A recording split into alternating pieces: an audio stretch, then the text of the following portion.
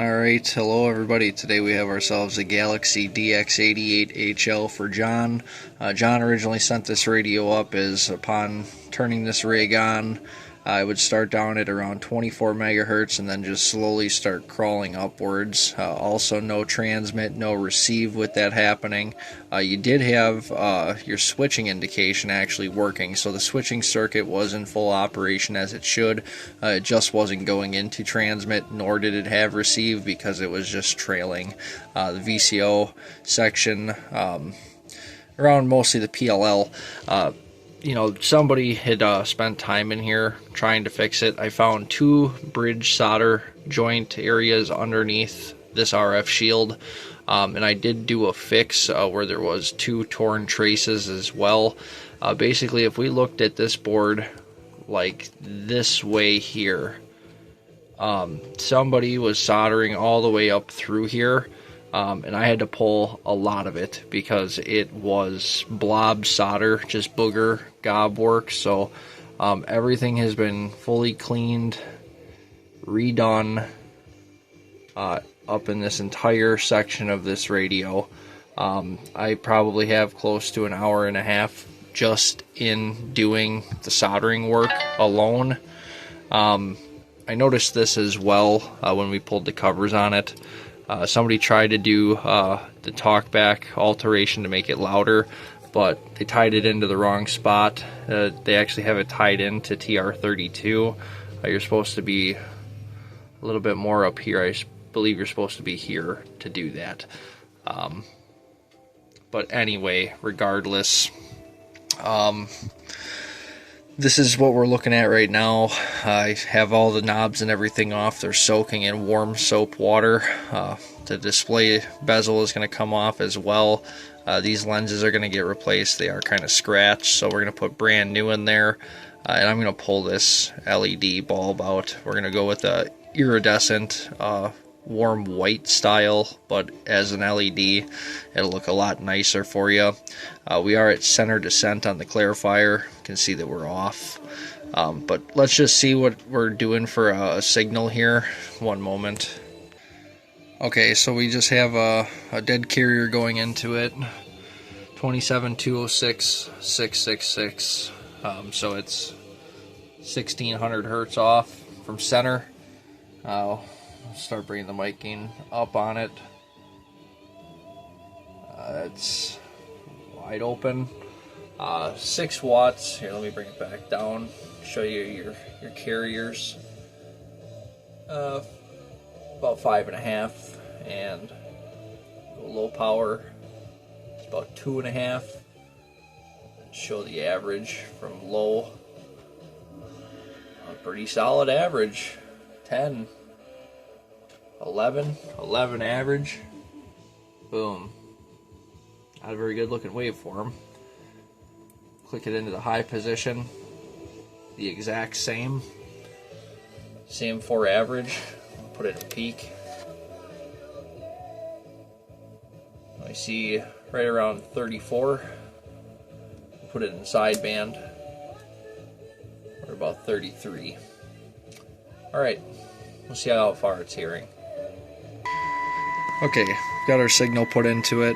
We've got negative 67 dBm, 30% modulation with a 1 kilohertz tone. Showing a little bit more over S9. Start bringing it down. 70, 80, 90, 100, 110. That's 118.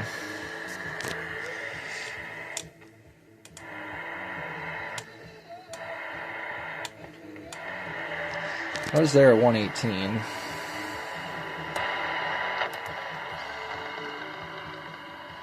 $120, it's almost damn near gone.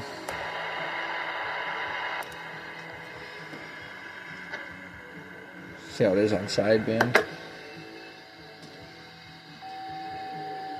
Still got it at sideband there.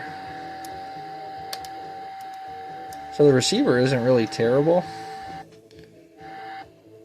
Let's check that squelch now. We'll keep that wide open, and we're going to go back to AM. Bring our carrier frequency back up. Alright, so that's negative 100, 90, 80, 70, 60, 50, 40, 30, 20. Finally turns off at negative 3 dBm. Should be at negative 30, but anyway, the squelch does operate as well. RF gain is working. Another thing that we had to do, that's, sorry, I'm showing this as operating now. It was in complete inoperation before. I could have showed that, I suppose. This in shipping as well, John. There's a brand new, well, not brand new, but it is farmed from another chassis. But we do have a replacement volume squelch knob in here for you, as the one in shipping got damaged. Let me see here. I did try and straighten it. It is bent. You can turn one but not the other. You couldn't turn it on, or if you did, this is after I straightened it. I could post photos, but you can see that shaft there is definitely zooted for you. So again, it has a replacement knob installed, so we'll flip it over, see what we're looking at. Like I said, really the only thing I notice on this side is that, minus all of the touch-up solder work as well. So one moment. Okay, really the only things that I could notice inside this chassis: TR32 is in there, D70 is in there, R249 is clipped, R238 has a swing diode mod there with an altered value component, so that'll go back to a 5.6k ohm. Really no alterations with the bandpass filters or anything like that. The biasing does look questionable. Looks like everything may be cranked in this radio, so we will examine that, of course, as well. This is a later revision as well. This does use the 2100. What is this? It says 61X on the cover, but I believe it's a 2114 whatever alteration for the freak counter. We'll see if it's noisy moving forward.